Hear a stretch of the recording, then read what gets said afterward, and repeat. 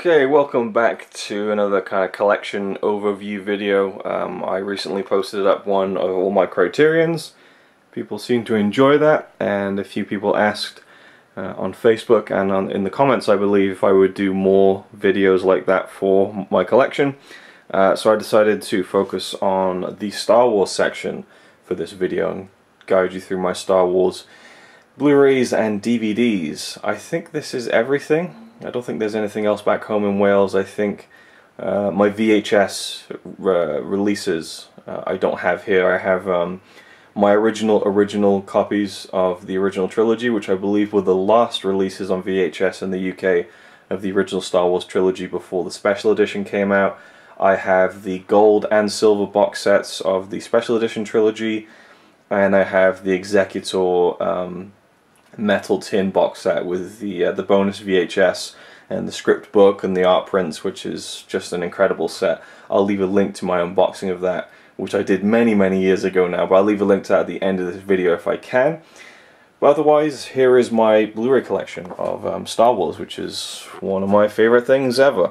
I wasn't quite sure how to order this, really. Still don't know if I'm completely happy with it, but we kind of start chronologically, vaguely, with, well, I at least put the animated stuff at the beginning, so it's like, there's the animated stuff, and then the movies, the real special stuff. In fact, this is kind of bookended by kind of lesser Star Wars things, which you'll see once we get to it. So we have the complete Clone Wars here, the complete season 1 through 5. I've only seen one episode of this. I really need to get into it. I quite like it. But it's just something I haven't really fully dived into yet. And then we have, similarly, the first season of Rebels, which I've seen a few episodes of and quite enjoyed, but didn't quite get around to, you know, continuing on with it. But I'm looking forward to it at some point. I know there's been like 4 seasons now, and it's finished its run completely. And this is, of course, the Blu-ray Steelbook version. And I know there are the lost episodes of the Clone Wars, and there's also a new one coming out, I think, next year, so that'll be interesting. I should probably watch all those before the new one. Then, of course, we have one of my pride and joys. I love this set so much. I love this artwork. I think it's fucking incredible. Just a beautiful image that sums up what these 6 films were about when George Lucas made them. Love this box set. You know, it has all 6 films from the 2005 version of the complete saga. Really nice box set, has some incredible extras. I know that the Blu-rays are controversial because of the continued changes to the original trilogy, but I think that the bonus content alone is just staggering. There's so much stuff. I wish there was more stuff, but you know, I really wish this had been a proper, comprehensive, complete edition. But that's also why I kind of have kept a lot of the DVDs to have all the special features possible. But it really is a great set. Then we have Rogue One, which is a great film. I really love this this movie, and I don't know, there's something about it that I think gets a little bit underrated, but at the same time, I don't think it's, you know, one of the greatest Star Wars films, but it's, I really think that this one deserves a second chance from some people who really didn't like it or thought that it was just a weak story or had weak characters, because I really think it's quite the opposite, actually, and is a really powerful film. It's a powerful war movie. Take Star Wars out of the equation. I think there's a really strong message there. Then we have my steelbook for the original trilogy, which I really love. This is a great steelbook. Love the artwork on it. And I know there have been steelbook releases of all 6 of the... See, I keep going back to that all 6 movies in the entire series thing, but you know, back when there were only 6 movies, they had 6 steelbooks, which I don't really like those very much. This one I really did like the artwork for. As you can see, I do double dip with Star Wars, really trying to cut back on it, and I think I did quite well with The Last Jedi, which we'll get to in just a second. So we have The Force Awakens here. This was given to me by a good YouTube friend, actually. This is the very glary, what do they call it? The dark side, no, the First Order slipcover. So it has Kylo Ren's lightsaber on the spine there. They had a light side variant, nice slipcover, and of course has everything you would expect, which can be the same, which can, I'll leave that one in for free, which the same can be said for with pretty much all of the releases, But I got this one. This was the first one I got. This is the Target Digipack release, which is really flimsy, really poorly made, but it has some really nice artwork inside when you fold it out. It was supposed to have kind of exclusive content, but it turned out to be online only, which I couldn't even access, so that was kind of disappointing. But I loved these character posters that they did for the film, so it was nice to see them on a cover, even if it is a bit messy, but the inside artwork is quite nice. And then of course down the line they released the collector's edition, which does have new content because it has the illustrious J.J. Abrams audio commentary, which for some reason they didn't include on the original release. But this is a really nice set, it has nice artwork on the inside as well.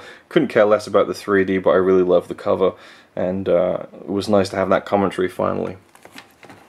And then there's something, see, I need to sort some of this out, including the backing card for this. This is the Last Jedi Steelbook. Love the artwork on this one, really cool. Let's see if I can get the steelbook out of the slip. There we go. Don't really want to talk about the film too much because you all know my feelings on it. It's best not to beat a dead horse, but really nice artwork. And I do of course have the big sleeve edition up there, which is really nice too. And then we have the DVDs. I bought, I can't remember when it was, I think it was 2010 when I bought all 6 of these DVDs in 2 separate box sets for about £20 each. So we have Episode 1 Phantom Menace, Episode 2 Attack of the Clones, Revenge of the Sith, A New Hope, and this one is actually signed by Kenny Baker. I met him in 2011, got him to sign the DVD. Always find it weird how they used images of Harrison Ford and Alec Guinness that aren't from the movie. They're kind of promo shots. So Alec Guinness's hair and beard look completely different, and Han has never had hair that short before. Anyway, Episode 5, The Empire Strikes Back, my favorite film, signed by Dave Prowse, aka Darth Vader, and Jeremy Bulloch, aka Boba Fett, who is a really nice guy. And then finally, Return of the Jedi. So these DVDs are pretty cool because with the prequels they have all the incredible bonus features on the second disc, especially on this one. This one has a great making of documentary, one of my favorites of all time when it comes to a making of documentary of a film. The Beginning, I think it's called. An hour long, sums up the whole process of the making of the film as a really honest look at making a film and some of the things that didn't quite go to plan. But there's so many special features on these 2 disc sets. I used to own in their original releases, but these have everything that was in those original releases, so that's pretty good. And of course, these limited editions have the theatrical versions, which are in pretty rough quality, but it's nice to have them, I guess, in some sort of official version. Then we have the same thing, just the limited edition of The Empire Strikes Back. I bought this as soon as it came out in 2006, because it was the main one I wanted with the theatrical cut. But then I got these again in 2010. After the limited edition run had ended and they were just releasing them without really even letting you know it was a limited edition. Then we have, I managed to find this in a Blockbuster. This is the 4th disc of the original DVD release from 2004, which came in its own case. So to get this on its own was fantastic, because this mainly houses the 2.5-hour documentary Empire of Dreams, which is another one of my favorite documentaries actually of the making of a film. It has some other cool little mini featurettes, but mainly you want this for the full 2.5-hour making of the original trilogy documentary, which is an incredible documentary. Like I watch it for fun, you know, like I enjoy watching it as if it's an entertaining film. That's how much I enjoy it. And then finally at the end we have the Star Wars Holiday Special. This is a bootleg DVD. Still haven't watched this, to be honest. And then finally something I was so happy to reacquire earlier this year. I had this when it first came out, also in 2004, I believe, the Ewok adventure movies, Caravan of Courage and The Battle for Endor. I remember hearing about these when I was a kid and I refused to believe they even existed, because they were so rare and only on VHS. So when this DVD came out, I did actually borrow the VHS of The Battle for Endor from one of my friends in school, and I loved that film so much. Never saw the first one until this DVD came out. But when my brother was really young, I lent him this disc, and you know, he was like 2 or 3, and he enjoyed the movies, but he just would leave the disc out, and it got completely ruined. So to reacquire this year was just awesome. So I'm glad to finally have that back in the collection. So there we go, that's the Star Wars collection all ruffled up now, and yeah, I guess I need to get the other seasons of Rebels, but I'm in no rush to do that. And I'm looking forward to adding Solo to the collection eventually. So there we go, that was a nice quick 10-minute video. Hope you enjoyed. Let me know what your Star Wars collection is like, if you even have one. If you have any other different editions or things like that, I'm always interested. And I'll see you in the next video. One last thing, to those who are wondering and have asked me a few times about the film print versions I have of the original Star Wars trilogy, because as much as I have the, you know, the Blu-ray high definition official release, I don't actually watch those Blu-rays unless I want to listen to the commentary.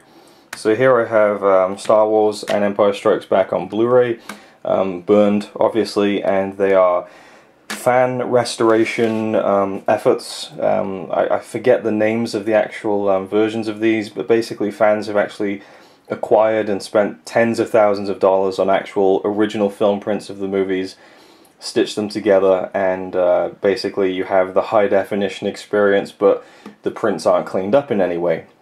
Which to me, I liken it to, it's like seeing the films the way I grew up with them on VHS. The picture's a little scratchy, but it's, you know, the colors don't look perfect, but you know, the core essence of those films are preserved. But also, you get to see it in high definition, so it looks pretty great, but you have to kind of put it with scratches and, you know, kind of discoloration, things like that. And then Return of the Jedi, I just have the file of it, I don't have it on Blu-ray yet. And that's much the same. The Return of the Jedi is very scratchy and stuff. In fact, it's called the Grindhouse print. But there's a certain charm to it. So when I want to sit down and properly watch the original trilogy, it'll be these versions. I mean, I can put the Blu-rays on for kind of background entertainment, but if I want to fully experience the films, these are my go-to. It's alright by me.